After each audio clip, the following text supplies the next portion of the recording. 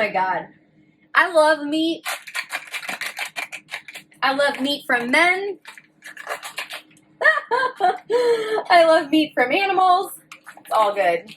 So we got 2 steaks. Yes. Just 2 in here. Yes, we know, but you're not ready. Let's do another 13 minutes. So if we add another 13 minutes and it turns out perfectly, we know that we're cooking turkey for 26 minutes. Fuck yeah, with the Buttery Steakhouse. Let's do it. Remember, this is gonna go in the air fryer and it's so good in the air fryer. So let's put that on. Let's flip it over and notice it's like coated in its own blood. Like I didn't even rinse it. You don't have to do all this shit.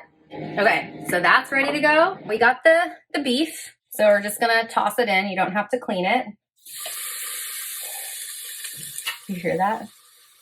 So good. Okay, this one I do the air roast at 390, and we're gonna do it for 10 minutes and then check it because I like it to be like medium well. I don't like it cooked too much. Guys, look at this. Oh my God, so good. Yeah, that's how I like it. You wanna let these rest so that the juices stay inside the meat.